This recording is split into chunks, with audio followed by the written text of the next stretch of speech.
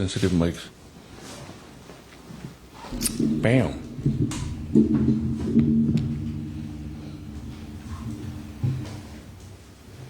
Yeah, test your levels. Good morning. One more time. Bueno, bueno.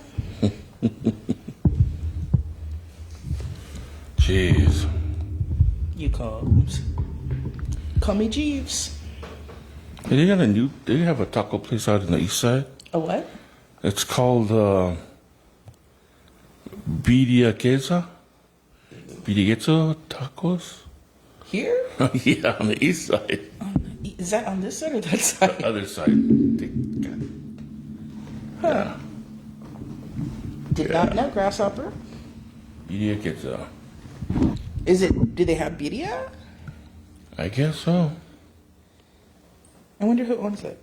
If you know, let me know. Maybe we can ask. Birria Queso people? Oh, man. You don't need to buy birria. You can buy birria bombs.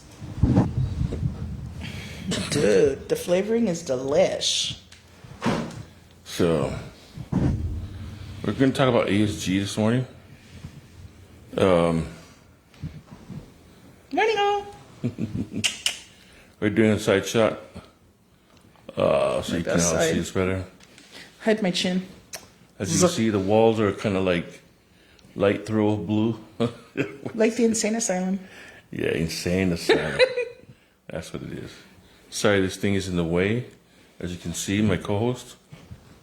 Ta-da! Hi, all. Good morning. I hope you're having a good day. Right through the... So, where's your phone? No, you can't have my phone. We'll find the site and then Here you go, bud. tag it. Oh my I think you god. have the sound off. So go ahead and what you found out about the director for the American Samoa Historical Preservation Office. So I'm pretty sure everybody knows right now what has happened. The director, Miss Epifania, make sure I said that right, like Epiphany, correct? Mm-hmm. Miss Epifania went to cruises and had an altercation with the clerk. I heard her ask for a discount on the video, and she didn't get it, and she went off. Name calling and eventually smacking the clerk. Not cool. So I want to do a little background on her to find out what's her story, where she came from, and one of our wonderful listeners, what's her name? Starts with Dar. Which one? The one that helped me with the story. It She's gorgeous. She's absolutely gorgeous. was me. No. No, it wasn't. Anyhow, one of our readers was kind enough to say, hey, she used to work at... College. Oh, No. yes. The Sau'Ai Marist. No, The college. no. The docks. What's it called?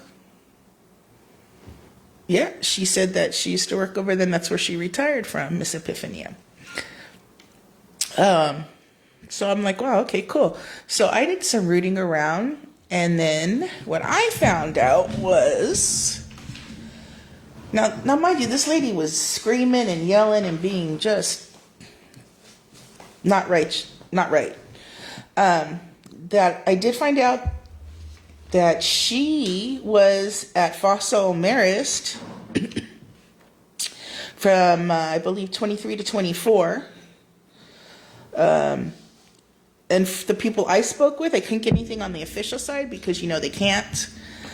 So speaking with a student or two or three, excuse me, and some staff members, she had a lot of arguments with the students. Lots of arguments. They told me she was extremely, what's a nice way to put it? Extremely combative with them. Especially when she didn't get her way. So, okay. And I asked, did it ever go physical with the students? And the students I was speaking to said, no, it never did. So thank God for that. But even if it did, would they say something? That's the thing. You're so polite here in Samoan society that it's not something that you would put out there advertise on the radio. Also, I found out for 24 to 25, she was at St. Teresa's, working with the kids there, which makes me nervous because they have a lot of little kids there. And I know the kids would not say anything if there was any kind of abuse there. But also we know that Mr. Lankilde is the principal there, and if there was anything going on, I'm sure Vic Lankilde would be on it like white on rice, and it wouldn't be acceptable. What I did find out that at each of these locations, at Sau'Ai and at St. Teresa's, she was only there for 1 year each. Now, I believe... the St. Teresa was not even a year, I think. Oh, all I know is that she was a volunteer also at Sau'Ai, and she was a 4-H advisor. And I asked a colleague of hers to describe her, and she said non-professional. So that's where we're going to leave that. I did find out also that she had been a professor at ASCC, is what I was told, and I was trying to confirm it. However, ASCC, the HR department, Human Resources, they think we're a joke because I asked them. They asked me who I was, where I was calling from, and when I told them it was the podcast, she snickered like, you know. Never heard of it. Never heard of it. It's okay she didn't hear of it, but we still give news, we still give information, and we still want to serve our people. Just for context, she is the current director for the American Samoa Historical Preservation Office, ASHPO. And so, you know, what happened, the video that was circulated should go into, because that's historical. I also understand that she was brought forward to answer charges and she'll have an arraignment date and have to go through the investigation just like anybody else, which is fair because those are rights that are provided to us, to all of us. There was a lot of mix-up because KSJ, the local legacy State-run media? State-run. It's straight-run, am I correct? This guy, you can't get a straight answer of it. But they are, the other one, Samoa News, have conflicting stories. One say it was the police had gone to the governor's office, which they found out that she was working out of the governor's office, and the statement coming out of the governor's office that they say that she works there at the discretion of the governor. But aren't we all? I mean, I'm sorry. Any government employees Any government at the employees discretion of the work governor. at the discretion of the governor? I mean, you know, that's kind of like, And so the question I have is, why didn't they pursue their job? Why couldn't they be let in through the gates or in through the access door to go and talk to her, since they were investigating and wanted to ask questions? Were they turned around? So nobody knows. But so far she's charged with an assault, and that's so we're going to let the process take its course.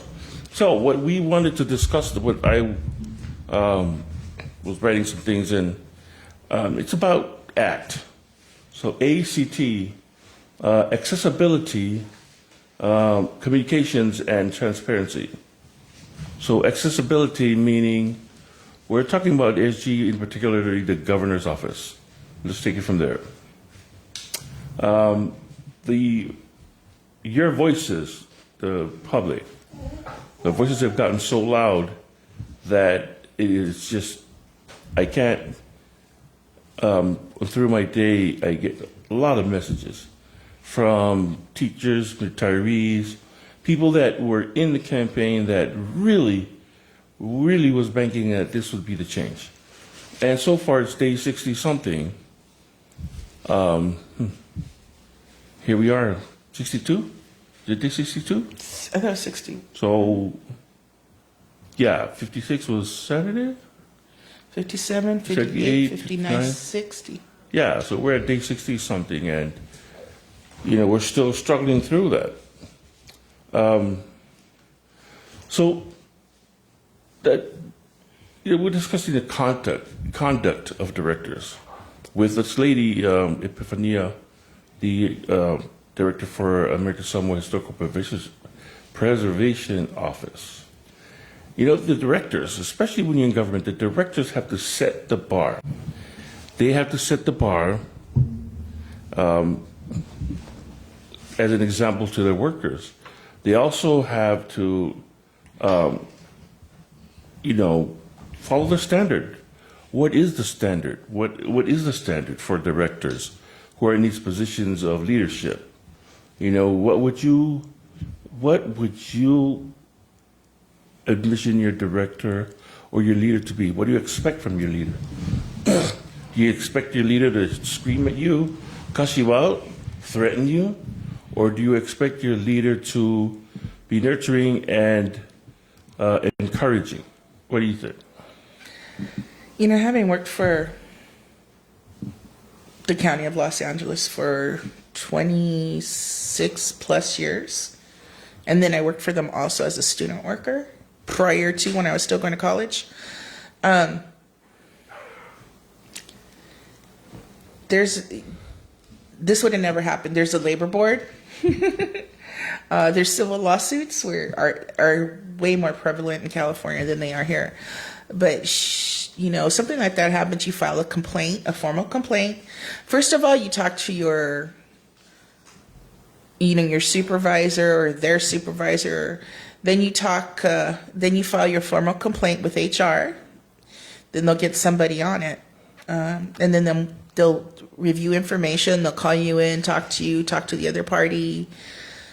And then they take it from there, Yeah, But there's always what I call, putting people in check, even though you're not going to do something like this, filing a civil lawsuit against them. Because abuse is not funny.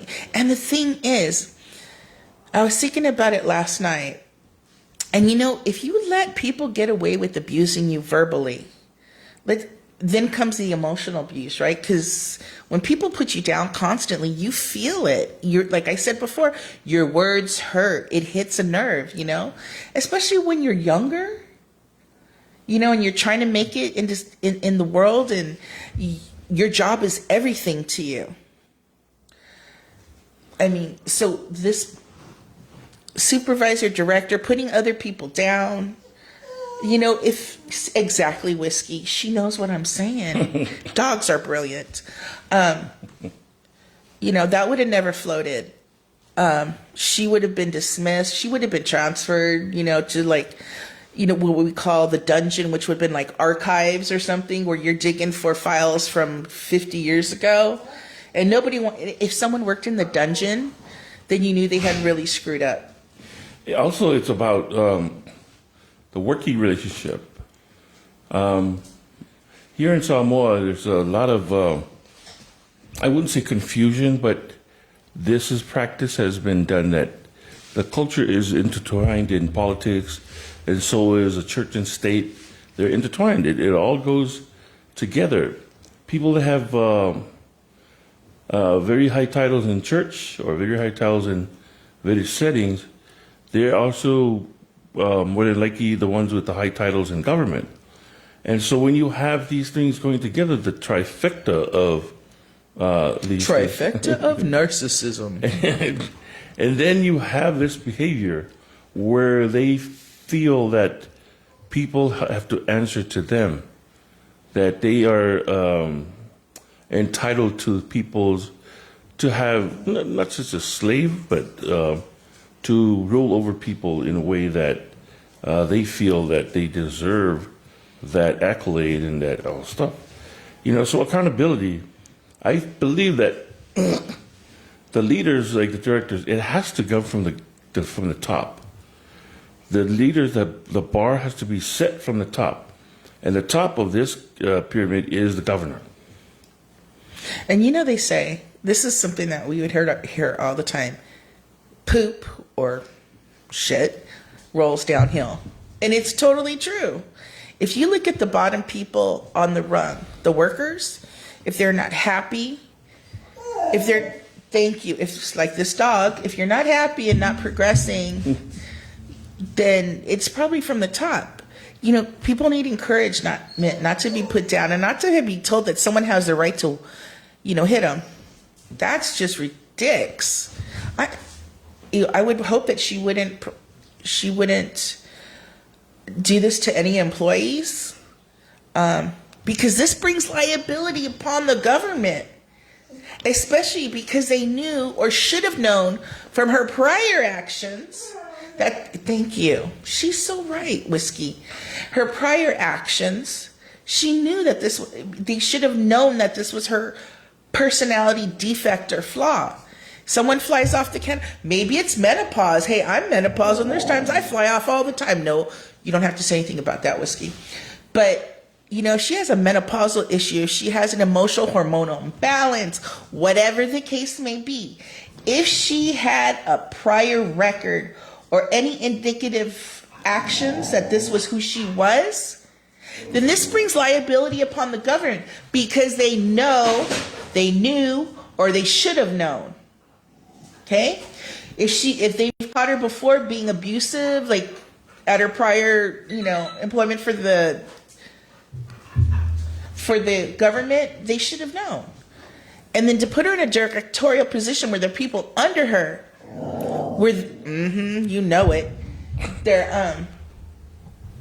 that brings liability. What can I say? And excuse me for just a moment while I tell little Miss Whiskey Whiskerton outside. I think she has to use the facility. Do you need to use the facility? All right, you take a pause. All right. Say bye, everybody. Can you give me my book, please? Accountability is a thing where these people in these high positions have to be held accountable. Excuse me. Have to be held accountable. And there she goes. So, what I'm talking about this accountability is like I said, from the top. It has to be from the top.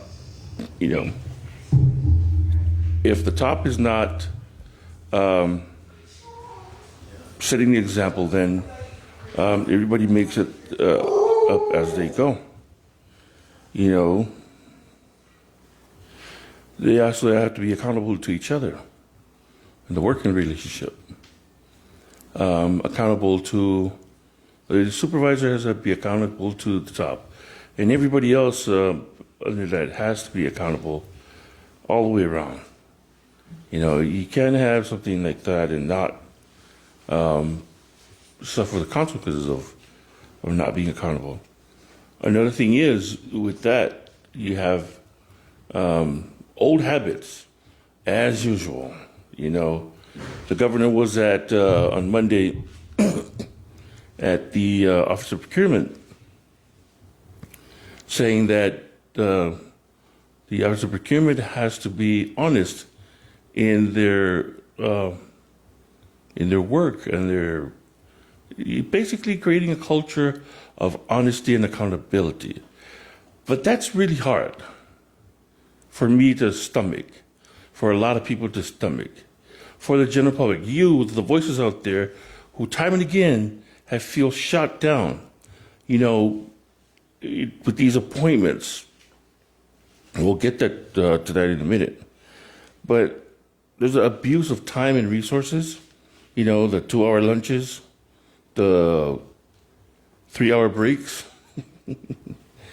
use of government vehicles to go take your kids to school and back. Back then with past Governor Lola Molina, put that into effect, that no, you cannot take your vehicle, the government vehicle home. And you cannot do this, you cannot do that. But then in the last administration, it was all of a sudden it was loosely done. So where are we at with accountability? What I'm finding in trying to get through to the governor's offices, accessibility is very challenging.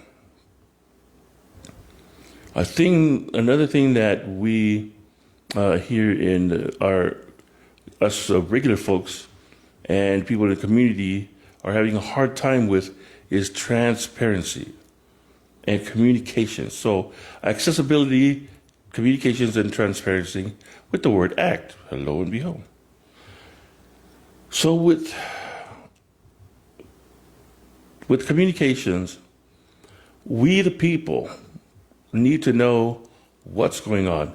Not when the governor goes to hold speeches at government departments, not when the governor is standing in front of the phono, not when the governor is addressing his workers, but addressing the people, addressing the concerns of the people. What happened to our roads? What happened to our taxes? What happened to this? What happened to that? Manua still needs a boat. Classrooms are not finished being built.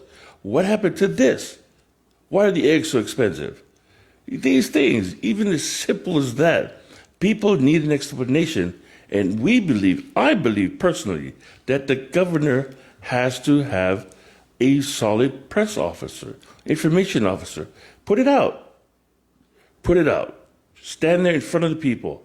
Hold a town hall. Put it out. What is the people's concerns? What are the people's concerns? Simple. Go right down the list.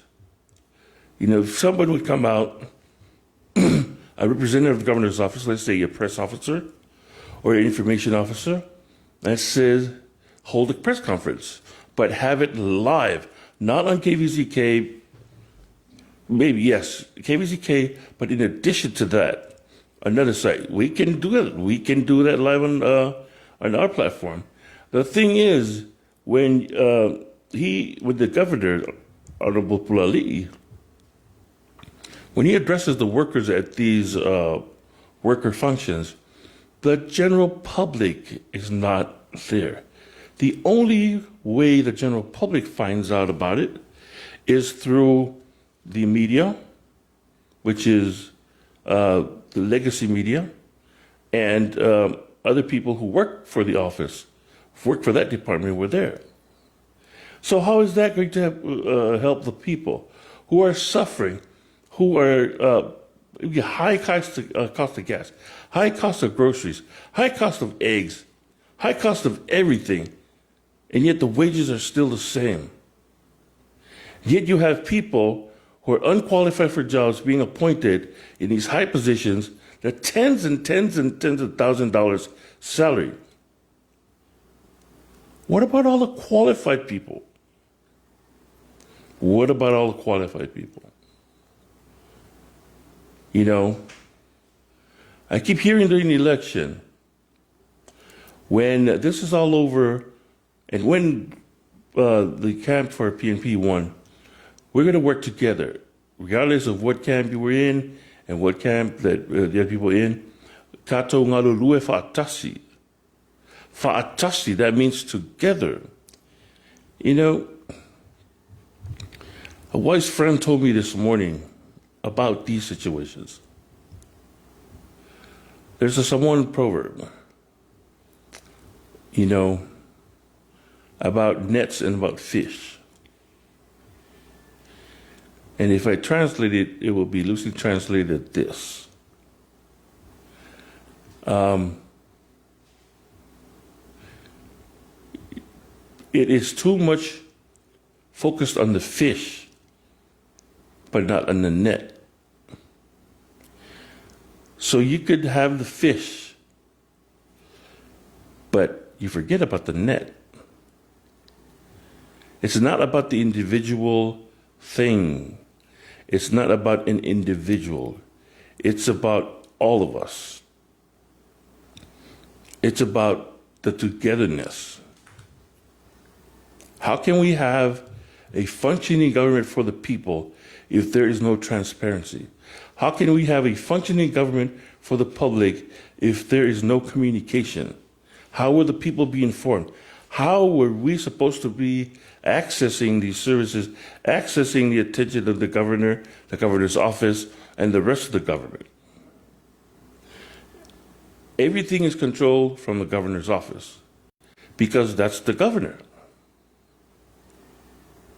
And recently with the bills 39-3 and 39-5, the way I look at it loosely would be, on the elections to have the governor and the lieutenant governor's seat run on its own. Because it seems like there's a lot of confusion. Honorable Governor Pulali'i Pula came from the Department of the Interior. He has a lot of federal experience. But I think what he's missing here is the communication into this local government. The communication breakdown.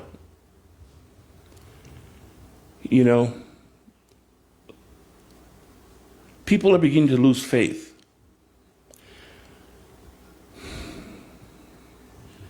People are beginning to hate waking up in the morning and seeing, another appointee,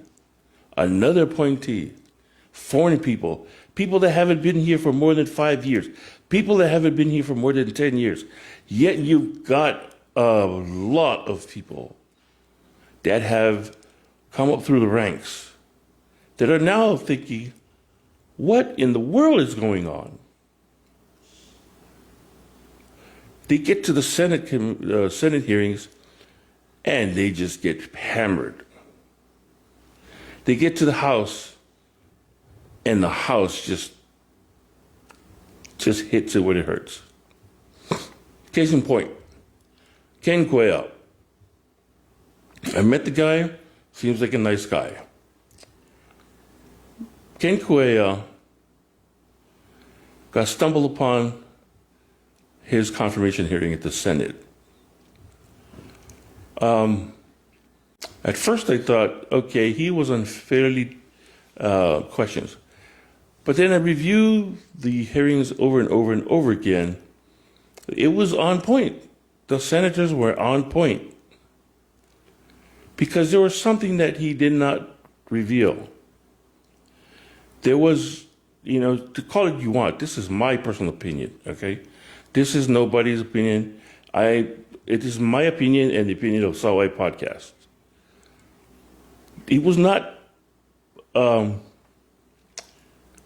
Cuellar was not forthcoming.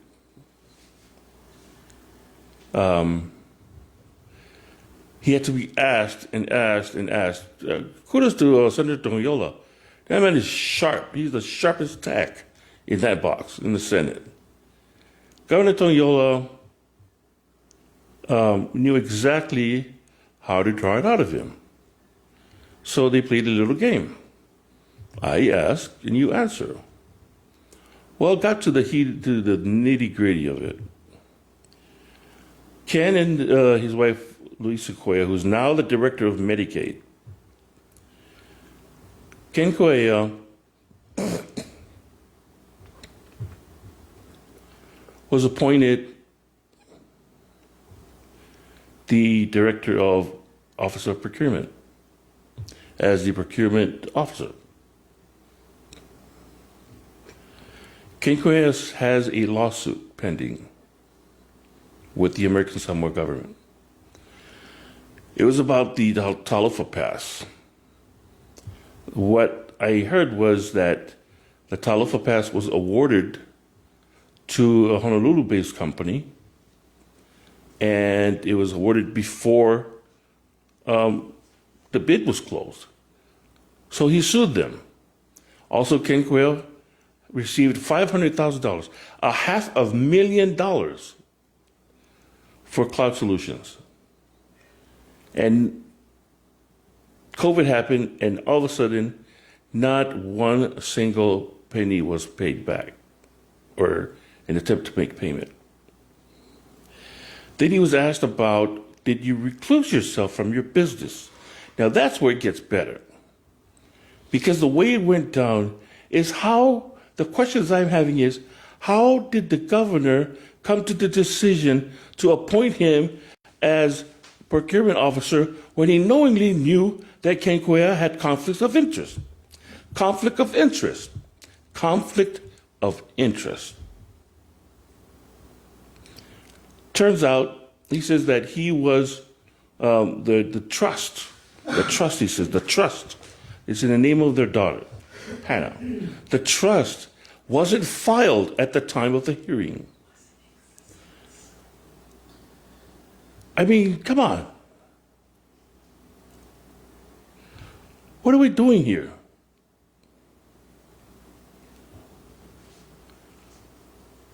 Mr. Governor, we have our faith in you. We elected you.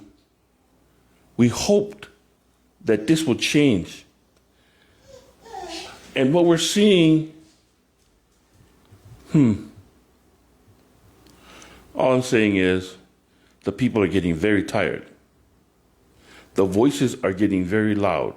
They're growing louder and louder and louder every day. Unless we figure out something, this is going to go bad. This is going to go bad. There's so many leaks in the governor's office. Confidential information is being leaked out. Confidential information. Let me say that again. Confidential information. You've got a leak all over. If it wasn't for the leak, I wouldn't know, and here's what I know. When the governor left for D.C., the lieutenant governor was there. There was so-called a meeting, and the lieutenant governor was accosted by the chief of staff. Yes, I'm calling you out. Everybody. Lieutenant Governor Pulu, that man is 80 years old. It was from your own people that I got this information from, inside your office, inside the governor's office. Because there were people there that laugh, talk smack with the people that did it, and then went in the room and cried. They went in the room and cried, and they texted all their friends about what happened. Yes, I learned that information third hand, but it's information that's been substantiated. That's elder abuse. Not only that, have some respect. How could you, Miss Chief of Staff? How could you accost an old man? That's somebody's father. That's somebody's grandfather. That's somebody's uncle. He's an elder of this community, a pillar of this community. How dare you? How dare you? Would you talk to your father with your mouth like that? Would you talk to your father with your mouth like that? I don't know you. I don't want to know you, Ms. Chief of Staff, but I'm telling you, your days are numbered. Keep doing that, and you'll see what the people's going to do. They're going to demand that you get out of that position. All of you. All of you are disrespecting the office. That's the highest office in this land. Have some respect. The highest office. We look up to it. We look up for protection. You're supposed to be the umbrella. The governor's office. You're supposed to be the umbrella. Oh, go with malu mako ke malu wai. I have a fear. I have a fear. Do you realize what you have done? People are talking. Oh my God, wish Lemanu was back. Yeah, I heard it every day. If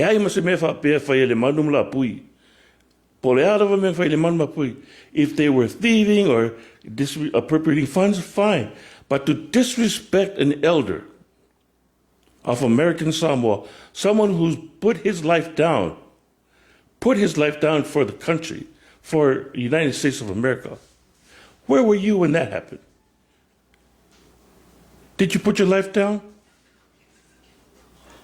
Elder abuse is against the law. I hope you're listening.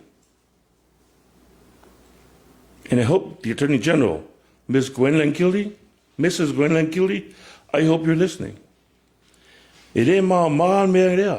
It's nothing like, this is not a joke.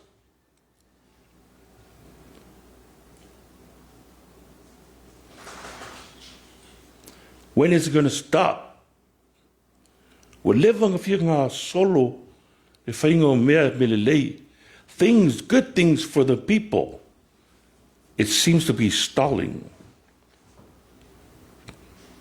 We're at day 60 something, and we're still struggling. Mr. Governor, I appeal to you. We appeal to you. All my followers and listeners have been calling me, texting me, pleading with me to say something. Well, now I'm saying I've given you 60 days, and it seems like we're going forth in first gear and then hitting reverse at the same time. You know what happens? It grinds the gear. And when it grinds the gear, transmission fails. When transmission fails, the whole vehicle fails. So you can still be in idle mode, but you won't be moving, and that's what's going to be. All you people that have been appointed directors, just don't forget, you're all subject to a 6-month probationary period. Yeah, all of you.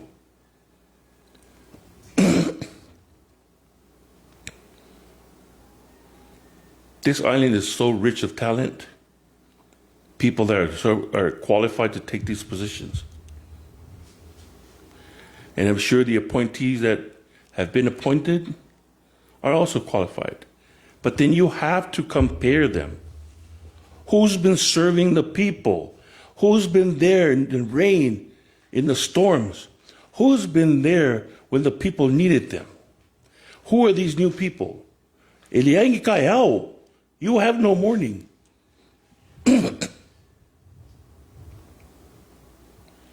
There's an easy way to fix this. If you want the people to understand your governance, you have to be transparent. You have to have communication. I'm sure what I'm ranting about is not what you think, or it's not what's going on. But this is the perception from the people's side. The people that matter. The people that voted you in. The people that you empowered to vote for you because you bring hope and change. But right now, I'm saying take your hope and I'll keep my change.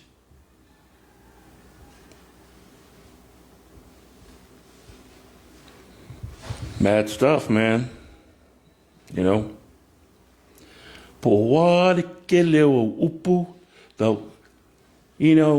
no matter how many words you try to explain something, if you are not transparent in your governance, if you are not right with your communications, you can talk speeches all day long. The problem is, if you don't get to the people's level, the people know the Bible. The people know these Bible verses. If you keep reminding them that, what are you trying to do? Lull the people into believing? No, Mr. Governor. Well, we're all well-versed in the Bible. We all have come to know Jesus Christ.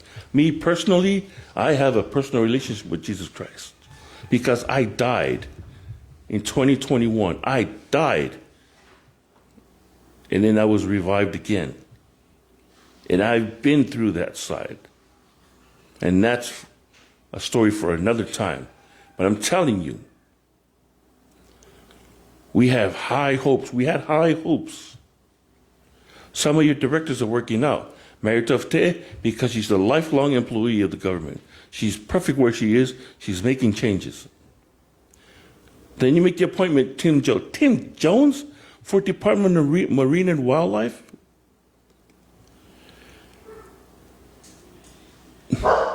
Mr. Governor,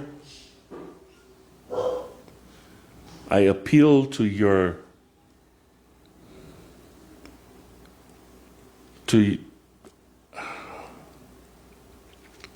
I'm appealing to you. I bring forth these things. These are the concerns of your people, the people that you walk to their houses and say to them, I will bring change and hope. I will bring change and hope. They're wondering, when is that change and hope going to happen? When are my electricity rates going to go down? When are these eggs that are so damn expensive is going to go down in price? Gas. And now it's going to be more fees at OMV. We're getting hit left and right. Government is supposed to help people. It seems like the people are feeling they're being suppressed. They're being pushed down. I don't know, man.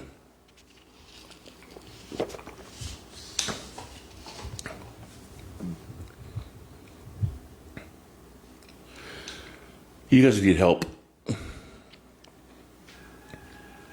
You guys need a lot of help. I'm speaking to the governor's office. O tangata lo mana o mie o tau I lo official kovana. O tangata lo o mauale to wha ma le whautanga. You know? For those people that are listening in the governor's office, heed that word. O le to wha ma le whautanga. If you can understand those words, then you got it made. O le tō whā ma te whautanga.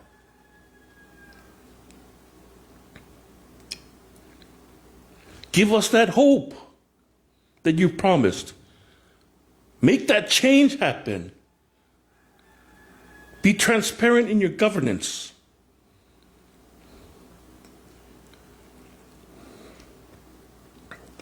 Transparency. Mr. Governor, you talked a lot about transparency. And so far, we haven't seen that.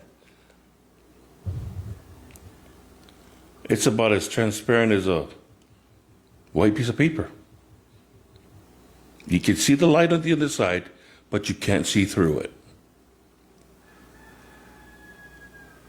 Say, come on. Say, come on, please. Please, Mr. Governor. And your office.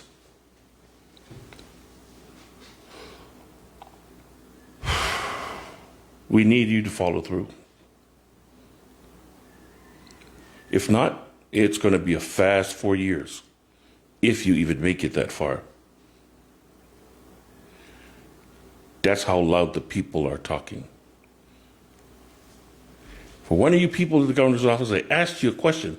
I said, did you hear what the people are saying? You know what you guys told me? It doesn't matter what the people are saying. We'll do what's best for them. No, you serve us.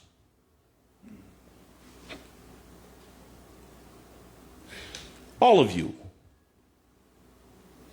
You serve the people. The people will put you in, and the people will take you out.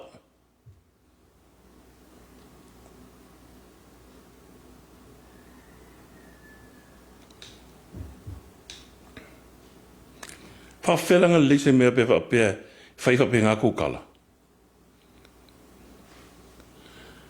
Whawhelanga whape le lise mea, that your own, o kou waka ngaka ngā ka uma ia mā kou. Us, the independent media, the whaikalas.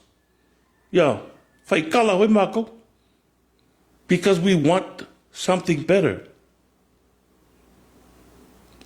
Get it mea ia kupu mai. Get it. First, January 3rd, First day, okay, looks good. Fasolo Maria, 30 days later, struggling. You people with the transition team that during the change of government, the transition team is now transitioning themselves, that have transitioned themselves into these positions. Get out. Those were not for you. And Mr. Governor, why did you put these people there? What about all the people that applied? These people are even calling me. We applied, we didn't even get an email, we didn't get the date, not for an interview. What happened? What happened to fairness? What happened to transparency? There was no transparency. I can vouch for that. There was no transparency.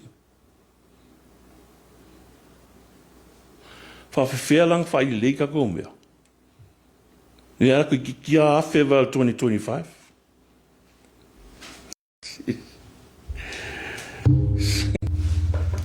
So the man that will wing yeah. The man would walk.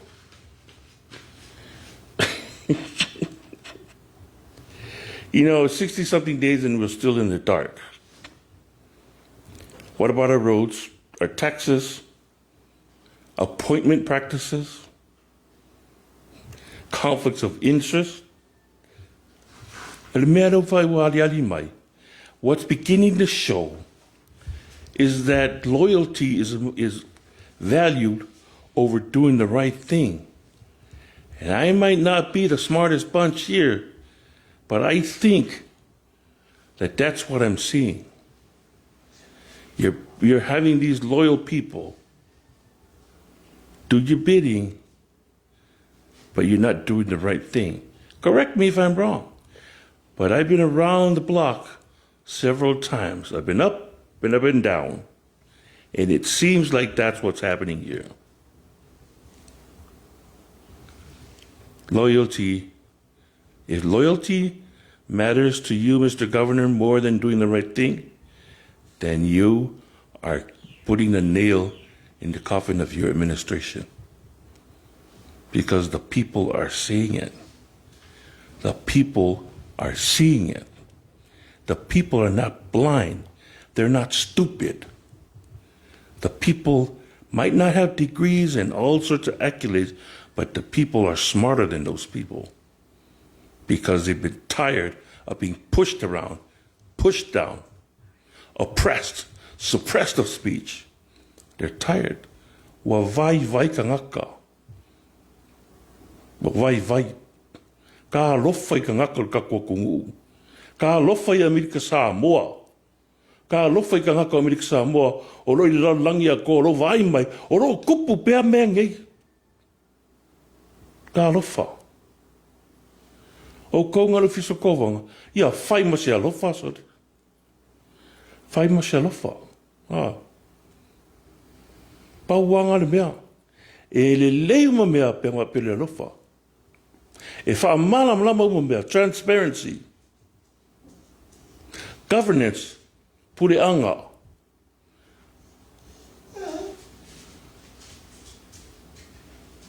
Kia fofo. Kia fo I ko kua a.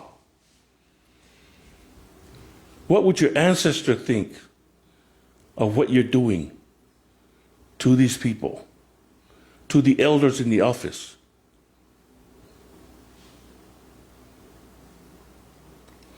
What would they think? I'm telling you right now, former Governor Manuel Lapu, they're laughing their butts off. Vai, local koi ka wale, wangal transmission.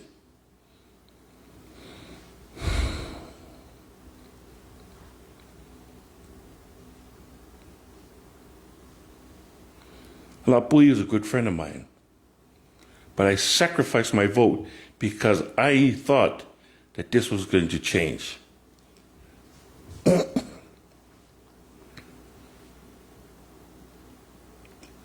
Mr. Governor, you're a Marist alumni. I don't think the alumni is happy with you. I'm not speaking for them, but I'm also speaking as a Marist alumni. Do the right thing. Reach out. Reach out. You can fix this. There's a simple solution. But I'm not going to tell you on air.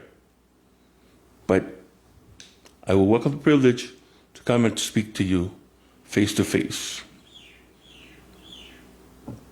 I'm inviting myself. Because maybe you need to hear it from me. Or maybe you need to hear it from Boilava, Sosenge, Sifo, Sau'Ai, Boru, Kukuila, Waikongi, Kafunga, whatever their names are. It doesn't matter. But maybe you need someone besides the people in your office. Maybe they're too chicken to tell you the truth because they don't want to lose their jobs.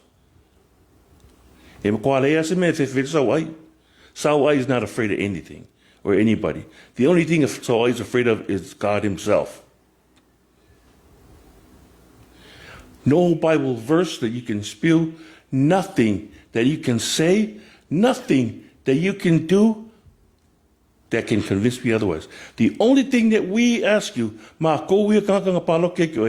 only thing that American Samoa asks of you, the only thing that people ask for you is honesty, transparency in your governance, and accountability. I'll say, God help you. Love you, my people.